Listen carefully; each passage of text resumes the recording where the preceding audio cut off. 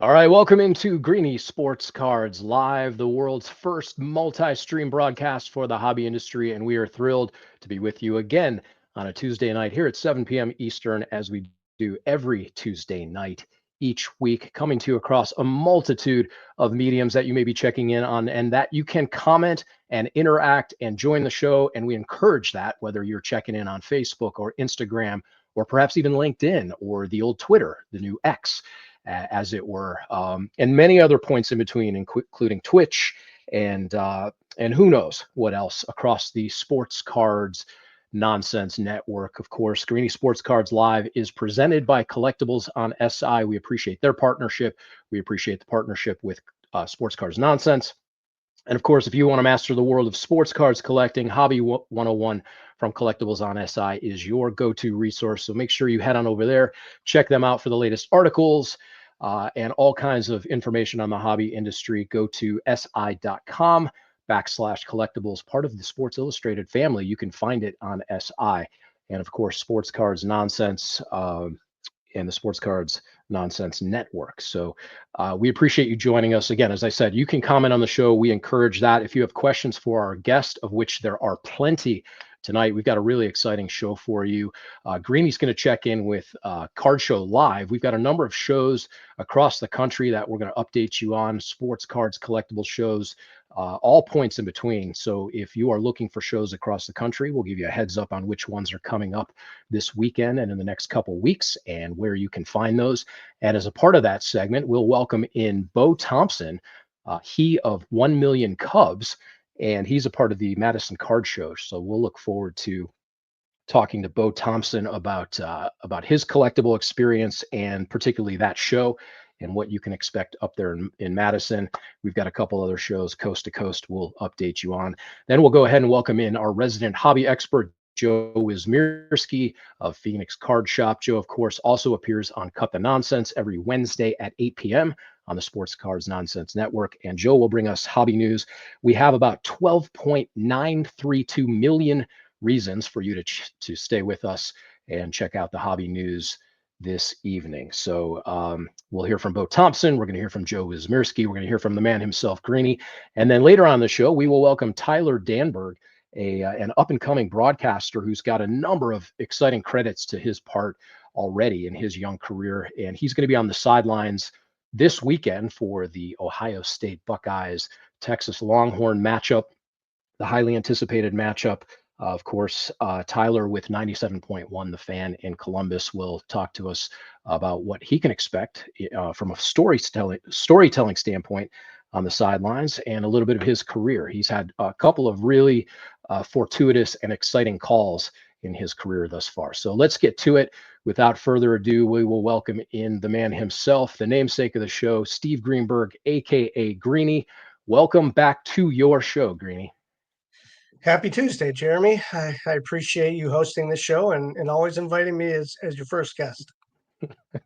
Well, I appreciate you allowing me in the room, and Yeah, so we can push the button. So, yeah, Greenie, before we get to it, I know you got a lot to cover on Sports Cards Live segment this week, but we do want to thank sportscardsauctions.com and Sports Cards Consignment, one of our newest sponsors here on the show. And really, if you're looking to turn your card collection into serious cash, you can do that at that's right. Sports Cards Auction. They make it real simple. They've got professional authentication. They've got grading and auction services. You just ship your cards to them, and they'll handle everything else. They've got over 15 years of experience, a 99% customer satisfaction rate. Greenie, what else can you tell about these guys? They're just tremendous organization over there. They are. Dave Cook and staff do a terrific job. They take the professional pictures, they get them listed. One thing they don't actually grade the cards, but they will sell all the graded cards that you send them. So you can send them graded cards, you can send them raw cards, and they will get them listed for you. So we do appreciate Dave's help in the sponsorship, but we also appreciate the listing. You can go on his site right now, and we have cards that we've sent them that are up for auction. So it's a tremendous thing. It's real simple. Send your cards, they list them, and then the money gets deposited right in your account. What more could you ask for? Awesome. Check them out on sportcardauctions.com. So, Greenie, let's get to it on the other side here. We've got another edition of Card Show.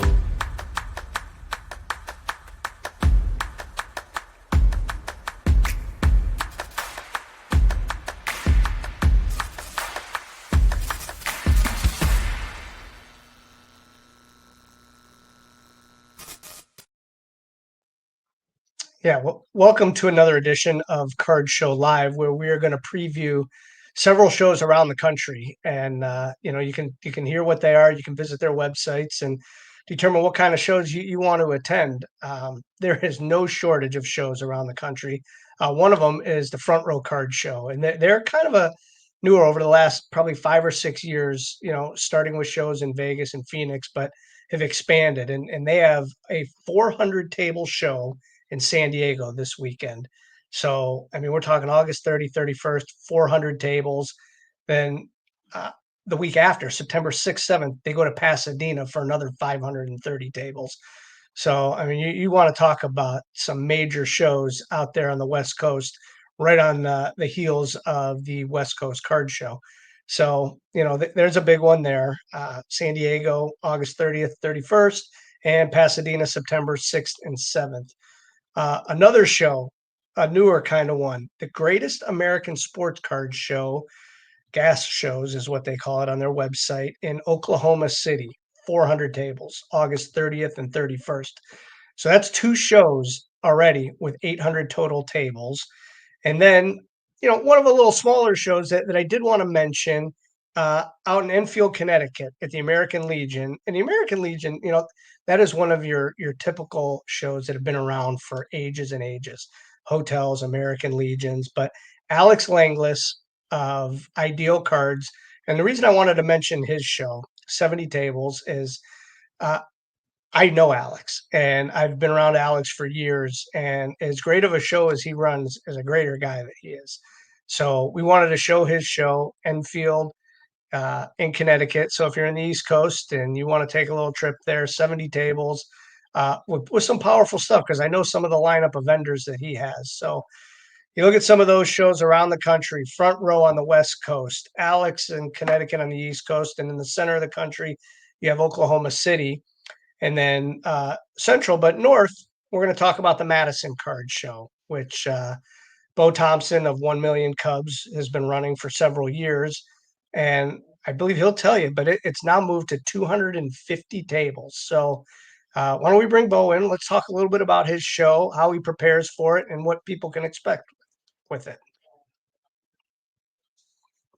Yeah, we've had Bo on before, of course, better known as 1 Million Cubs, who set out on his journey to collect 1 million baseball cards of the Chicago Cubs. And he actually hit that milestone in April of 2024. Topps created a MLB license card of him to celebrate. We've been able to talk to Bo before in that capacity, but let's get the insight and scoop on the Madison Card Show. And we'll say welcome back, Bo, to Greenie Sports Cards Live. Hey guys, what's going on? Glad to be back here. Yeah, absolutely. And we're happy to have you. We're happy to talk about your show. Tell us a little bit about how the show has evolved. You know, it started during the kind of in the middle of the pandemic in 2021. We had a small show here locally, and back in 2019, 2020, as we all know, the hobby wasn't quite what it has certainly become. So we had a small show, and I'm a bargain box guy. You know, Greenie knows that I'm digging through bargain boxes, and we had a show that just didn't have much space to really sit down and spend some time in a dollar box. So it had been an idea that was going through my head for 2 or 3 years, and I had a former partner in the show promotion that kind of really nudged me, and I said, I've set up at shows, I go to shows. I'll do that part if you land a venue. So he got the venue at the hotel that we still do the hotel show every other month now. And it started as 17 tables back in April. We had to do social distancing. We had to wear masks. We had to have stations with masks, with hand sanitizer. We could only have a certain amount of people in the room at a time. So how things have changed. And then it just kept growing. And with each quarter or 6 months or each year, I waited for the other shoe to drop. The hobby, it's going to slow down. We're not going to have this next year. And the absolute opposite has happened. It's just been a wild ride. And in June, I started the show across the street. We were getting so many complaints that it's too crowded. There's not enough parking. You need to move it across the street where there's a big convention center. A couple of years I had priced it out. The demand wasn't there at the time, but demand is now here. And we moved it over there in June, had our first show at the Alliant Energy Center in June. And we're going to be back there this Saturday, August 30th for another show. And we've even added a few more tables. Yeah. So 250 tables. What size are the tables? Oh. They're 8-foot tables. Right. I mean, so that's an awful big room then. 8-foot tables, 250 tables, or 250 tables, all 8 foot. Terrific. What type of crowd do you expect? We had almost 2,000 people through the doors back at the June show. It is Labor Day, so it's one of those. It's the end of summer. We have the Taste of Madison, which is one of the biggest events here locally going on at the same time. But this show has grown outside of just a local event. Isn't gonna detract people from coming out, because we get people from all over the Midwest coming now. So but still, you never know what type of crowd that will bring. So I'm hoping to have a similar crowd. I've really raised the stakes on promoting this show with advertising and marketing on this one, just to combat that. Unfortunately, we do have a parking charge this time and going forward, which is, it sucks, but it is what it is. I can't control that. Just like most venues that have that parking, it's not controlled by the promoters of shows. It's promoted by the venue, and I can't help that. So what I tell people is prepare to pay or find alternative parking or transportation, and you can get around that. Bo, these shows continue to grow both in quantity. There's more and more shows across the country. There's more and more tables, more and more vendors coming to these shows. What can you recommend to somebody who may be coming to your show, the Madison Card Show, for the first time? When they walk in that room, and it could tend to be overwhelming, talk people through what they can expect and guide them through the room. I think the best part of having it at this venue now at the Alliant Energy Center is it's not in one big area. So it's not quite overwhelming. It's not like walking into a huge room with 250 tables, because as you walk in, we have an atrium area. So the entrance gate is in the front area, I guess. It's not a lobby, but the front entryway. And there's a big atrium, and that's where we put our premium sponsors, which is kind of a mix. Some of our sponsors are out there. and a lot of buyers want to be right up front, so they get that premium real estate in the middle, near right between the concession stand and the entrance gate. So you can't beat that. So what's unique about this venue is it's 2 large ballrooms, and so what I've done is separated sports and Pokemon, because that in my shows and other shows that I attend locally in in the upper Midwest, there's a glut of TCG and Pokemon, and which is great. And it's some of the sports people feel they've been infiltrated upon, and the TCG folks feel that sports are infiltrating on their. So it's kind of this like back and forth between the sports crowd and the Pokemon crowd. And yes, there is some crossover, but for the most part, they are definitely 2 separate fan bases, I guess you could say. So what's unique is I have sports in one of the ballrooms and Pokemon in the other ballroom. So if you want sports, go left. If you want to completely avoid the Pokemon stuff, you won't see it. You go into the sports room and it's all sports.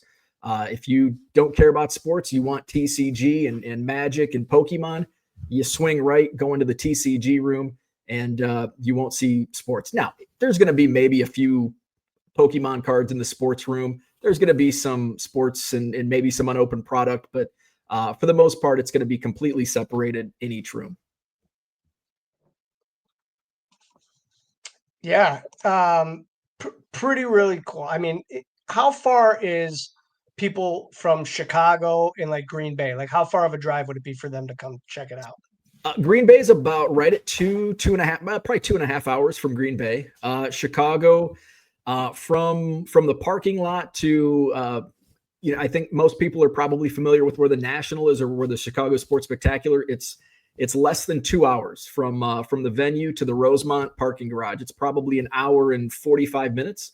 So from where the National is, where the Spectacular is, pretty quick drive. We're about 3 hours to Minneapolis. And I think that's what really helped the show grow, was at the time I started, Minnesota did not have many card shows, which you think now it's a little surprising because you have one of the bigger shows in the country is the Minnesota Card Show. And there just wasn't too many shows in Minnesota. I had a ton of Minnesota dealers come down because they just didn't have many options up there. And, now I still have some regulars that come down from Minnesota, but it's less than it used to be. So I think that created a lot of buzz because the people that came up from Chicago didn't see the vendors that came down from Minnesota, because you're looking at, a 5-hour drive between Minneapolis and Chicago. So it really was the midway point between, those two cities that kind of connected the 2 markets. One day, I promise we will make it up to this show, the Madison Card Show. Bo, terrific. We appreciate the insight. We look forward to hearing a recap of the show sometime. But the website is tell people the website, just MadisonCardShow.com, right? MadisonCardShow.com. I need to do it. I did give it a facelift a few months ago. I need to do better at. I need to hire somebody to start putting some articles on there. And I do a lot of mainly the communication is through our Facebook group. So you can find us on Facebook at Madison Card Show. I have Instagram and Twitter. Do a little bit less on those 2 platforms. So before we let you go, page is great. I mean, you have 4,000 people that like that page. So a lot of people are hearing about this show. Before we let you go, Bo, let's get a quick million Cub card update. What is your collection up to with the Chicago Cubs collection? Well, I stopped counting, which was a little difficult, a tough pill to swallow back last April, last May. It was, I still pick up Cubs and it's like, I want to count. It's like, well, I'm not, so I stopped counting. I am over 1 million. I still buy, but I didn't buy that much at the National in terms of Cubs cards. I maybe spent $50 on Cubs cards, and it was all out of the dollar boxes. So I am getting somebody was asking me about my T206 Cubs, and I'm like, I think I only have a couple because I don't really like the T206s as much as the other pre-war. But I pulled out of the showcase behind me. I pulled a few, and I'm like, oh, I guess I had 6 in there. So I had more than I expected. And I have some others in my cabinet. But It kind of got those juices flowing again, where it's like, maybe I should, treat myself this weekend in Madison at the Madison Card Show and pick up another pre-war Cubs card, because it's been too long since I've added a nice Cubs card to my collection. So we won't know officially when you're 2 million Cubs, but you're well on your way. So, well, thank you for. If you do hear about a 2 million, there's probably going to be a divorce article as well. So there's not going to be 2 million. Fair enough. I've been warned. Fantastic. Listen, we appreciate the time. We appreciate you telling us about your show, and good luck this weekend. All right. Hey, thanks, guys. Always love it. Oh, thanks, Bo. Thanks, Bo. Yeah. So, Jeremy, that was the Card Show Live, and that's something that we're going to continue doing over the next foreseeable future of this show. So 4 shows there. Check anywhere you want. There's a Beckett Show calendar. There's Instagram handles, Cards and Cons, the show locator. So keep up to date. Collectibles on SI, and they're going to have a calendar, and we're going to have a calendar. So you'll be able to find shows everywhere. So plenty of shows across the country. And before we shift over to hobby news with our resident expert, Joe Wismirski, you had a show yourself this past weekend, the TC Greenie, which was a 100-table show dedicated to TCG, trading card games, and Pokemon. Real quick, Greenie, those shows continue to explode in popularity. What happened this past weekend in Broadview Heights? That's exactly what happened. I mean, we opened the doors, and not floodgates, but it was constant all day long. Over 1,000 people came, buying, selling, trading, Pokemon, TCG. Here's a view. Flight Productions did a terrific job. Drew did a terrific job. We have tons of video, tons of pictures. Well, we had one of our guys, Gibby, walk around interviewing people. So, but terrific day. Beautiful day outside, beautiful day inside. And I mean, what can you want? I mean, people just buying, selling, and enjoying the TCG trading card space. Yeah, packed parking lot, packed venue. It is a different vibe, but it's the same vibe, right? It's very family oriented, family friendly. It's just a welcoming space. Gibby's does a tremendous job. All those vendors, and it's just, again, it's continuing to grow in popularity. And you've seized the moment, certainly here in Northeast Ohio and a little bit beyond, to have these focused shows on trading card games, which creates a little separation from all the noise. And of course, you've got the Medina show, Medina County Collectors Fair, that is a combination of pop culture and sports. But there's a time and a place for all these things. You've got sports card shows, you've got dedicated TCG shows, and you've got the combination. So we just love the social aspect of it, of creating these environments where people can enjoy the commerce. They can buy, sell, trade, engage, talk to other collectors. You've got, of course, Alex Schott from Outlaw Collectibles. You can catch him actually on the live auction today at 9 p.m. Make sure you head over to eBay Live for that. And congratulations on another tremendous show. So with that, let's go ahead and welcome in our hobby insider, Joe Wismirski. And of course, Hobby News is presented by Cut the Nonsense. You can catch that every Wednesday night with new weekly episodes broadcast with Danny Black, Mike Giuseppe, and Joe himself. Episodes of Cut the Nonsense are available on YouTube every Wednesday on the Sports Cards Nonsense Network. So I mentioned earlier, we've got 12.932 million reasons, give or take, to talk about the hobby this week. And what do you know, Joe? Well, guys, I'm dry and I'm not dusty. We had a huge boob last night. You did. Wild. It was wild, but we made it through. Is that why you're wearing the hat? Yeah. Well, yeah, the hair got like dusty, hanging up, guys. It's hanging up. But yeah, it was wild. Practices got canceled, but we survived. We got over an inch of rain in 40 minutes. Big deal. Big deal. The national media news of that wall of dirt, whatever it was unbelievable. Yeah. I mean, it pales in comparison to Taylor Swift and Travis Kelce getting engaged. I mean, there it is. Yahoo trending, you may have seen the Haboob above it, but I mean, eventually would have to give way to the nuptials that will be occurring. The New Heights wedding. Yep. So, Joe, I know you got a couple things to go over, and we will welcome Tyler Danberg a little later in the show from 97.1 The Fan to talk about the Ohio State-Texas game. But a new record was set this week for the most expensive sports card ever sold. It surpassed a previous high of the 52 Topps Mickey Mantle card, which sold for $12.6 million.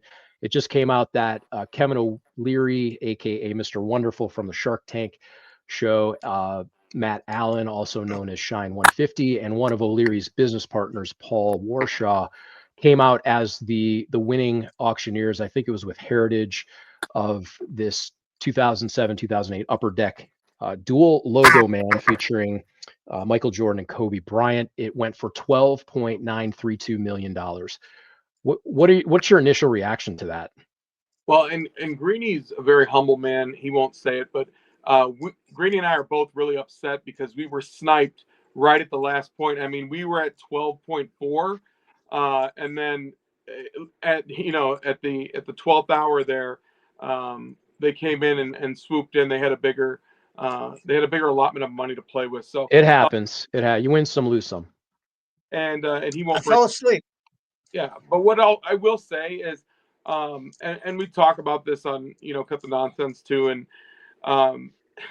it's crazy because you're going to have people that are like, well, it's a high-end card and it's only going to drive high-end stuff, but it really does have a trickle-down effect for everyone in the hobby. Yes, the more that it's present and it's in front of people's faces, the constant news about it, it's going to drive a Jaden Daniels $4 Prism rookie to be $6 to $8. Like, you will see that pick up, and that's great that these guys were able to get that card and they were able to spend that amount of money on it. Obviously, they feel that that's going to be a good investment, and over time, heaven forbid anything happen to Michael, but it could only go up, in price. But ultimately, like I said, it's trickling down. Every piece of the hobby will get some runoff from this, and we'll see it again all the way down to a $1 box card that may be $2 or $3. And it continues to position the hobby as a serious investment space. You have a guy widely regarded from Shark Tank, very high profile name, getting involved in the hobby. And he's likened it to investing in gold or crypto and watches or anything of the like. It really is art. And so when you have somebody of that profile, public relations, it's just going to continue to shine this immense beam on the hobby and what can be done within the space. Yeah. A card like this too, Joe, because it can never be replicated, that has a lot to do with it, right? Absolutely. I mean, that's a huge piece of it, but also just two iconic basketball players, right? Sure. We're never going to see anything like that. But what I'll say is there will be more greats to come, right? Like, of course. Yeah, at one point, Kareem was considered the greatest, right? And we've evolved as the game evolves. We're still the on-card autograph is really what makes it, right? I mean, you can get logo man cards of those guys. You can buy Kobe jerseys. You spend a lot of money, but they can make that card. They can't put the autograph on there. Steve, and I used to be so, and I'm still this way. The on-card autograph, I get the importance of that over a sticker. I honestly do. But there's even a deeper level to it. If with an on-card autograph, you have to make sure that the person they care about signing it correctly and and making it not messy and not like streaked out. So this card, it's gorgeous. It's absolutely gorgeous. And who's to say that not maybe the next one? I mean, I've heard people even talk about where's Steph Curry's Superfractor rookie. Could that be the next biggest card out of Topps Chrome? Like, I mean, maybe. There's a lot of things that are still out there that haven't surfaced that will continue to drive the market. And, honestly, with this card kind of setting a precedent, Steve, you've talked about the Barry Sanders, PMG and the reemergence when you and I were at the National, seeing that entire collection of PMGs over at the Sotheby's stand. Like, I had never seen anything like that, and I honestly was like a child holding your hand, asking you questions like, "Why is this important?" And you had to explain to me like you don't see cards like this. First of all, this many all together in one, and then the grades that they had, because these cards primarily are chipped up, and so they had pretty solid grades on it. So just having an understanding and a learning about that, I see that starting to trickle down because people are going to start asking questions. I have people in my personal life sending me screen captures of auction that have no interest in sports or sports cards. And they're like, "Oh, did you see this? Is this real? Is this clickbait?" And I'm like, "Yeah, it's real." Speaking of real, Joe, this came in the mail today. I'm going to throw up. So this is a Michael Jordan. It's an on-card autograph. It's graded 10/10. We bought this at the National. You were there. We bought this raw. We submitted it. I'm going to give 2 plugs here. We submitted it to TNT, who we love to do submitting grading with. But I also want to shout out Garrett, who's watching, GA grading, because I am wearing the Louisville shirt. So two of the main people that we give cards to grade, GA grading and Louisville Sports Cards, and then TNT, who graded this for us at the National. And these guys, both companies, do terrific jobs. They will review your cards for you. They'll prep them. They get them sent out. We didn't think that this card was going to get what it got, a 10/10. I thought it was going to get a 9, maybe an 8, because you never know. But man, to get that back a 10/10, it's not quite the logo, man, but that is a beautiful on-card auto of Michael Jordan during his playing days as a Wizard. That's what I really loved about it. This is from his actual playing days, and it's an on-card autograph. Now, did you have to sign for that package, or did they just leave it at the front door? Yeah, they just they left it out there, and I went and got it later. Yeah.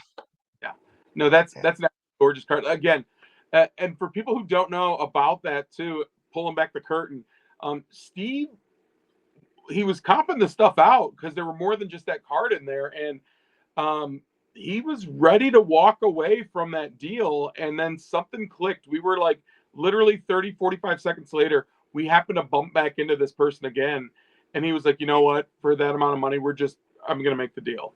And like, just to see that happen in real time was kind of cool because, he was sitting there hemming and hawing. He's like, "I'm not going to let that go." And Steve, if you would have let that go, I mean, potentially, what could that have cost you?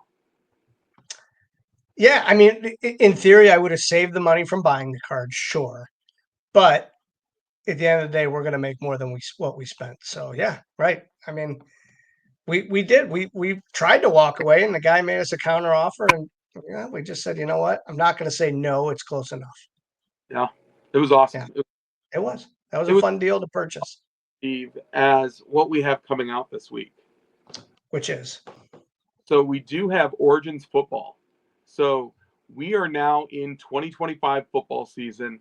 It has become a little bit more than apparent that Topps is not going to be creating football cards for the 2025 season. So with that being said, this is what we get. And a product like Origins is always fun. It is not a product that you typically see graded because it is a thicker card with a little bit softer edges and corners, but it is a fun product. It is a single pack product. There's typically a couple of hits in there. So you're going to get a number card, a memorabilia card, and then typically an auto. You're looking for patch autos. Those are more like case hits in this type of product. But there you have it. We have some of the rookie class. You have Shedeur Sanders, Ashton Genty. You'll also have Cam Ward not signing, but you will have a Cam Scattaboo. Those guys who were in Donruss Elite, in Score, they're going to continue to be in Origins. So this is, again, an exciting product, single pack, but football season is right around the corner, and what better way to celebrate with Origins football? There it is. Origins football. The start of the season is 2 weeks from now. But really, the start of the actual football season here in Ohio starts Saturday. Oh, Steve, crazy excited. The last thing I want to bring up, not to shift from football too far, but Panini has a product that comes out this week. It's a baseball product, so it's not licensed, right? Okay. Right. We'll get the elephant out of the room. It's not licensed. However, it is called Boys of Summer.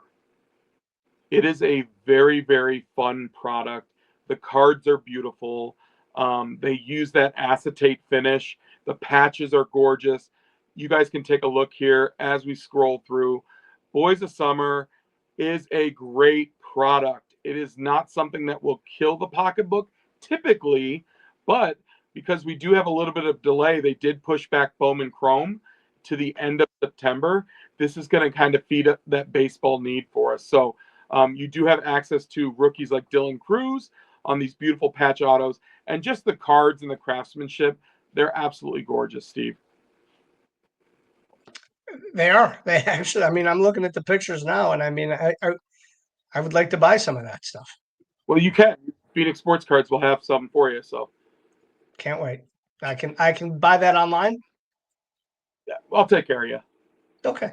But for the other average customer, can they buy it online? Can they call you? Can they call the shop? Can they get it shipped? We're working on that. We're getting that moving, Steve. We're getting that.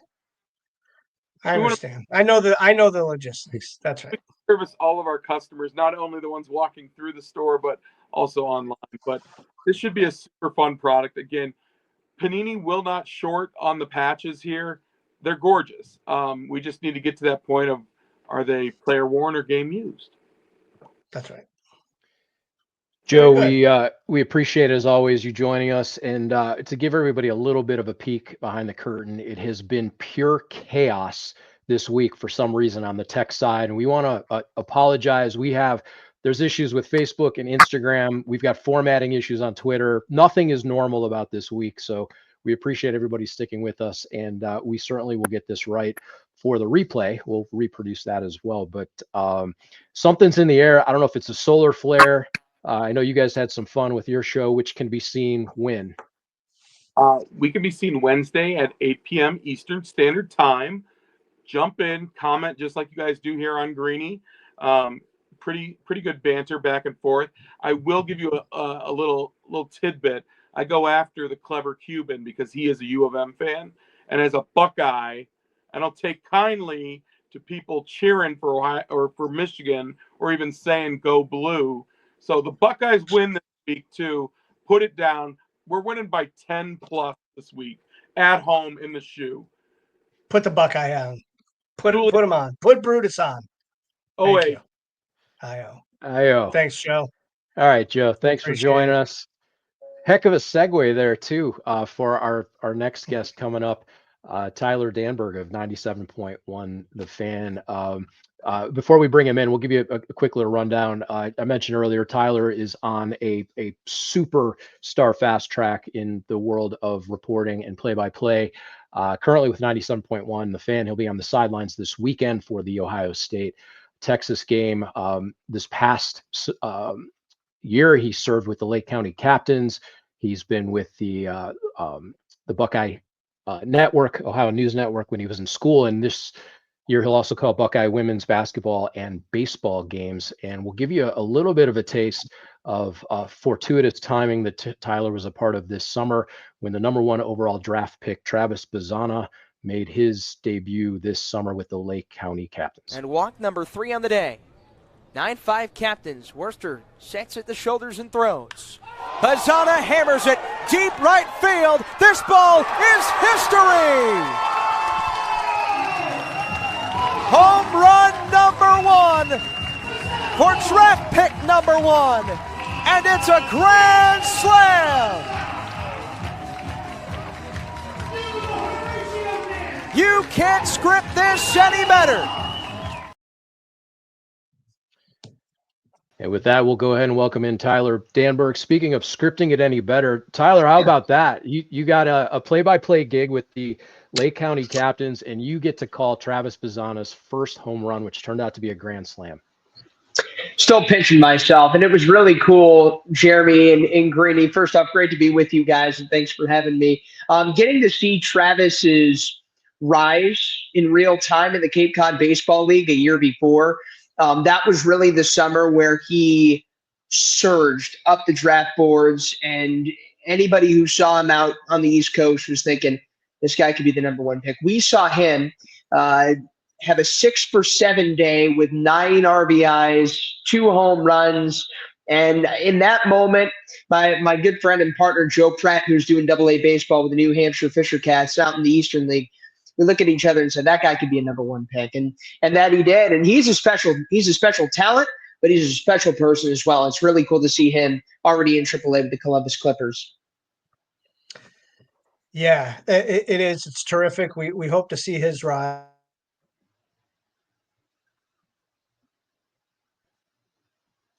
Greenie's really excited. I think You know, he froze there. You grow up in a family, a baseball family, right? So when was it that you were like, this is something that I want to do, I want to pursue, and to get to where you are now? Well, first off, growing up with such a supportive family of this profession, supportive family of being in sports, I'm very grateful. I'm very grateful to be exposed to that. I spent a lot of time growing up in a press box, which is something that can be very unique, and not many people get the chance to when they're 3-4 years old. But it's something that I'm always extremely grateful and indebted to and for. So getting to be around so many great people that have continued to be in my life and have been a support system. I think it was very early on where you knew that, you look to your left and there's Tom Hamilton, Mike Hegan, and Jim Rosenhaus. And then to your right, you've got the visiting broadcasters coming in, and down the halls, the TV guys and Matt Underwood and Rick Manning, and the visiting TV guys to your left. So there's no way you're not going to look up to those guys when you're spending Sunday day games at the ballpark with dad. So I'm very grateful to have grown up around that, and it's definitely helped shape who I am and who I strive to be. Tyler, you've called actions for 17 different Buckeye sports by my accounts across the Big Ten plus networks, Scarlet and Gray Sports Radio. You're now with 97.1 The Fan. You'll have the Buckeyes women's basketball play-by-play call, and then the baseball team later this summer. But we mentioned this weekend you'll be on the sidelines for the Texas OSU game. What do you look for? I'm really interested to talk to you about the stories. When you're on the sidelines, anybody can talk X's and O. We can see the scoreboard. You can look at stats. But what makes a good story, and what are you looking for when you're roaming the sidelines? I think what makes a good story, first off, is, especially for the medium of being a sideline reporter on radio, a good story is something that can add to the game that Paul Keels and Jim Lachey aren't able to see outside of the sidelines.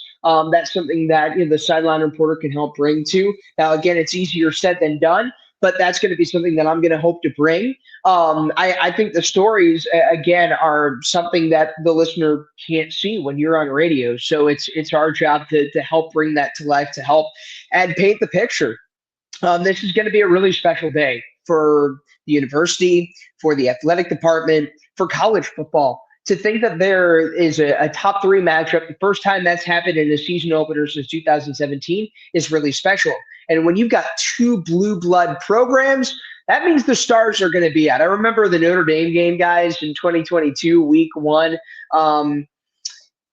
Everybody from LeBron to Jason Tatum to J.K. Simmons to Adele was there. You'd have to expect the same. You'd have to expect a certain Academy Award-winning actor and #1 Texas fan and Matthew McConaughey to be there. Maybe Scotty Scheffler. Who knows? The PGA Tour just wrapped up last weekend, so you have to think that he might have an opening on his schedule. So you just never know who's going to be here, and I think that could be another story is who's there at the game that can help add to the magnitude of it. So I think but ultimately though, the stories are what happens between the sidelines as well, and how that translates when they're out of it. So, I think the biggest thing that I've been doing is as much background research to study storylines, to study trends, to study connections is another big thing, because if there are different ways that these 2 universities and schools and personnel are connected in some way, shape, or form,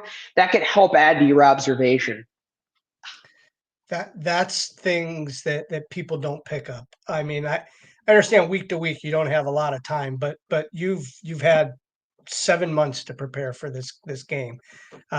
There's probably a lot of research that goes in there, and there will be 98% of it won't ever make the air. But there's got to be some cool things that you've dug up. Oh, no doubt. I think one thing that's really cool, and here's a story right here, but it's the offensive and defensive lines in this game are so important because Ohio State is losing its entire defensive line. Texas has lost a lot of its offensive line. Trench warfare right there. The flip side, defensive line for Texas has had to rebuild, and Ohio State has jumbled its offensive line a little bit. And Texas brought in a former Ohio State player in Hero Canoe. Well, the center for Ohio State, Carson Hisman, was talking about how he's been studying German trash talk because Hero's originally from Germany and moved to California. So I think that's a story of the brotherhood and how you're not really necessarily out of Ohio State, even if you're in a completely different scope and you're on the other side of the trench warfare that is this game. But I think that's one cool nugget. The one thing that I really do love though is like looking at the history. I mean, the history of these two programs go beyond measure, but the fact that this is the 5th all-time meeting is pretty incredible. And I think what all of Ohio State's wins against Texas and best performances against Texas have in common are the standout defensive performers and the defensive plays. Obviously, what happened last week goes without being said, or last year in Jack Sawyer. But you go back to 2006, James Laurinaitis forced 2 fumbles against Colt McCoy. Even in the loss in 2005, A.J. Hawk had a fumble recovery. He had an interception deep in Texas's own territory. So factoring how usually Ohio State performances against Texas revolves around good linebacker and defensive line play is a big thing. And here's my favorite nugget, though, about this game. So Texas and Ohio State played just over 210 days ago in the Cotton Bowl. Texas was Ohio State's opponent 3 games ago now, if you include what's happening on Saturday. So Texas is going to be Ohio State's second opponent in the last 3 games. They are the fastest opponent that Ohio State has played twice since 1942-43 against Iowa Pre-Flight Academy back during World War II. All the service academies had football teams, not just Army, Navy, Air Force, VMI, and on. You had 20 to 25 different service academies, and Iowa Pre-Flight played where the Hawkeyes played because Iowa didn't have enough personnel to field the team due to the war. Well, they had an absolute wagon of a team in 1943, and those 42 and 43 teams for Ohio State, coached by none other than Paul Brown. Very cool stuff, Tyler. That I'm sure we can go on for days with this stuff. I want to ask you, since we are a hobby and collectibles focused show, and many in the hobby tend to project, and certainly we live in a space where people want to buy low, sell high, those kind of things. What have you seen out of this Ohio State team so far? Who are some of the players to look out for, and what might be some of the interesting storylines as individuals that come out this season? Well, if we're going to put some stock watches on guys, I think one guy that you turn to immediately is linebacker Arvell Reese, which if we're going to go for proximity standards, he's a Glenville guy. So, for our Northeast Ohio viewership tuning in right now, he's a guy to tune into because he's going to be such a key piece of this Ohio State linebacking core. He's huge. He's 6'4", 240. He moves sideline to sideline. He came in last year, true freshman, and they had him playing in the box as a little bit of a pass rusher linebacker combo. They had him more as a Mike linebacker, playing kind of what he was brought in to do. And he's a guy that if you're going to buy stock in somebody on the defensive side, he's definitely one. Another guy that I think is going to be really intriguing to watch up front defensively is Edric Houston. He's a defensive end by trade, brought in from high school. He's a really high defensive end recruit. Well, they brought him to play inside as a defensive tackle a little bit last year, and at his best, he was really wreaking some havoc. He on the first day of camp, he banged up his lower leg, but he said he was going to be ready for week 1. That guy could be a real game wrecker, and I think he's going to be fun to watch, as he's watched a lot of guys like Tyleek Williams and Ty Hamilton over these last few years really take him under their wing and play great. On the offensive side, obviously, you know who's getting the ball on the outside. But another one, if we're going to go Cleveland, I think this might be a more long-term stock to put into, but Bo Jackson from Villa Angela St. Joseph's has really surged up the running back core this year. And the running back core only has 205 combined yards of guys in the scarlet and gray in their careers. They brought in C.J. Donaldson from West Virginia, but it's a pretty green room. So Bo Jackson, he batted over 500 for VASJ in his high school career on the diamond, and he was even better on the gridiron. He's a guy that's turned a lot of heads, and when your name's Bo Jackson, you're gonna be set up for success. So you better be. Two-sport baseball, football athlete named Bo Jackson. There's no pressure there for him, is there? No pressure. And Ohio State, they haven't had many they really don't do two-way guys when it comes to football and baseball. But if there were ever any candidate for one, go look at his high school baseball numbers, and they're pretty gaudy. Jeremy mentioned we do a lot in the collectibles industry. Number 4 is going to get a lot of passes thrown his way. We already know his numbers in the NIL world. He already has trading cards, and his autographs sell terrific. Not that I want to be a fan of this guy, but the quarterback on the other side of the ball has a pretty big name. I have a few cards of his. I'd like to see him go 0-1, but what are the chances of him putting up some big numbers this year? I mean, with his, it's very similar to Julian saying Texas has been able to give a good system of options for Arch Manning to deal with, and he's athletic, he's got a big strong arm, he's smart, and he's obviously got a good feel for the game because of the last name that's attached. But I think from what you hear about Arch Manning, it's really cool, and it's very Manning-esque, just the humility, and he just wants to go out there and play football with his friends, and he doesn't let the spotlight get too big. He doesn't really stay in tune too much to social media. Even when it comes to media availability, he doesn't. But it's something that he's not afraid to just kind of take a step back, and that's tough being the quarterback at Texas with the name and aura that he contains. But I think there definitely is a chance that he puts up good numbers. But if you look at Ohio State defensively, and again, new scheme, new defensive coordinator and Matt Patricia, but they've done a good job in containing some athletic running back or athletic quarterbacks over the last couple of years.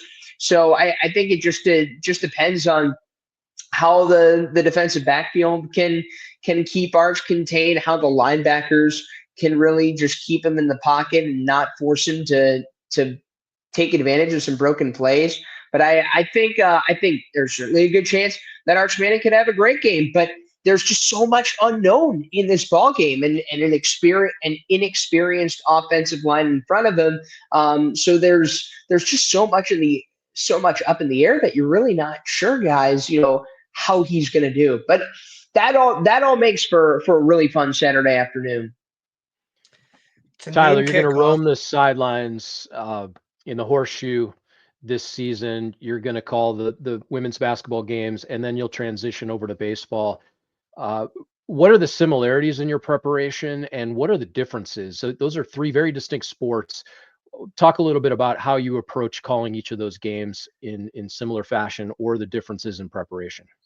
Well, we'll start with the similarities, and I think the similarities are the storylines. What you're looking for something unique that may not have been brought up before. You're looking for you want people to listen in and learn something new, and learn something new every time you're out there. So I think that the way or what I'm looking for is very similar. You're looking for unique biographical information. Maybe it's a story that you picked up from them directly. Maybe it's a story that you've really dug deep to find.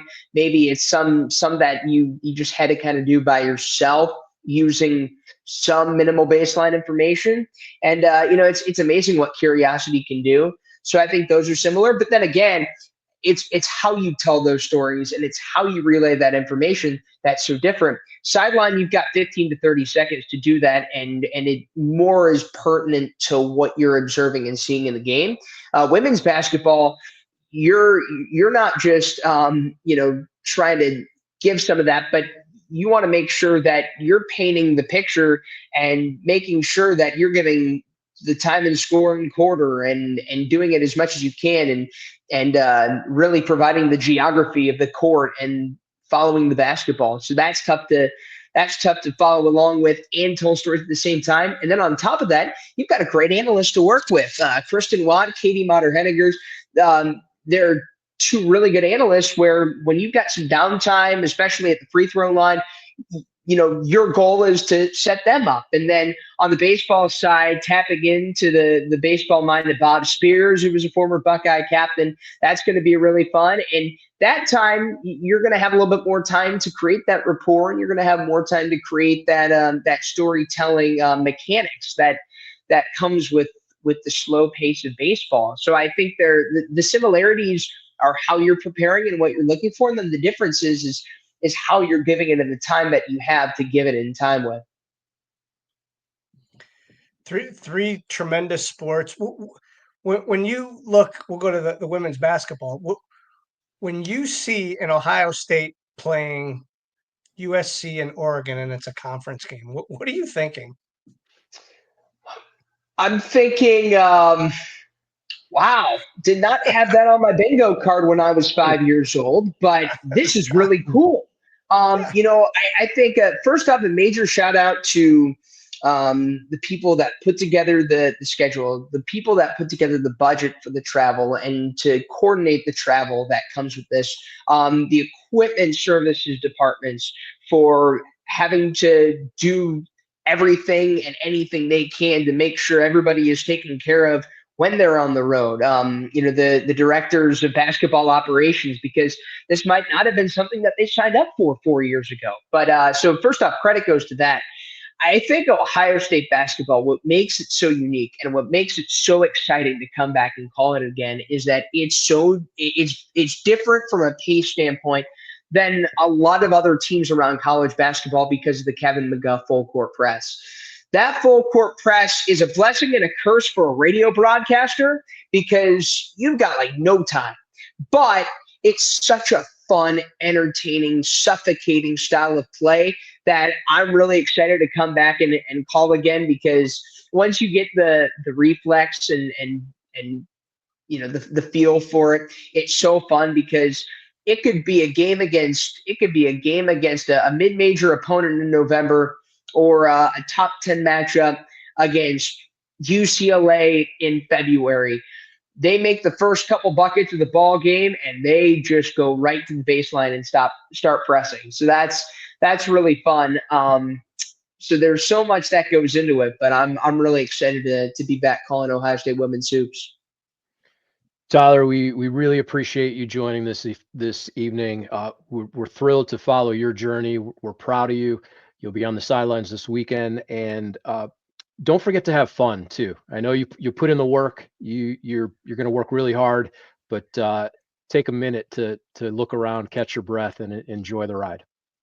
Will do, Jeremy. Thank you to you, and thank you to Greenie for having me on. I really appreciate it. You guys do awesome stuff, and it's fun to follow along. And it was great to catch up with you, Jeremy, at the National 2 years ago. So hopefully we can do that again soon. We'd love to. One last thing, but before we go, as Jeremy said, to have fun, will you get a chance to see the beginning of College Game Day and see Lee Corso's last, hopefully, Buckeye head go on? Yeah, they do the headgear pick in the stadium. So anybody who will be there at noon, which, there will be 100,000 plus, they'll get to see Coach Corso's Headgear Pick. And if you guys haven't yet, I would highly recommend watching ESPN's Not So Fast documentary on Lee Corso that released on Friday, and grab a box of Kleenex because you're going to need it. Well, Tyler, again, we appreciate it. We look forward to hearing you on the sideline and the call of these games, and go Bucks. Go Bucks. Thanks again, guys. Thanks, Tyler. Our thanks to Tyler Danberg. Really, really great stuff. Love to have him back down the road, talk about all the fun stuff he's going to get into this year. Our thanks to Bo Thompson, 1 Million Cubs, and Madison Card Show. Check that out this weekend, along with any of the other shows that you might be around coast to coast. Thanks to Joe Wismirski for joining us. Thanks to Haley on the board, as always. As I said earlier, this was a little bit of pure chaos, Greenie. We were all over the place on social. Sometimes with the live show, you can't control the mediums, and whether it is a solar flare or IT issues but somehow we survived it. We filled the hour. It's always a pleasure spending this time with you week over week. You can catch Alex on the live auction. eBay jump back at 9 p.m. He'll have plenty of cards at the ready. And of course, we'll be back next Tuesday, 7 p.m. live. Greenie, pleasure being with you. Thank you for allowing us to do this, and may the cards forever be in your favor. Yeah, again, Jeremy, another great show. We appreciate it. Thanks to sportcardauction.com for helping us with this show, and have a good night, everybody.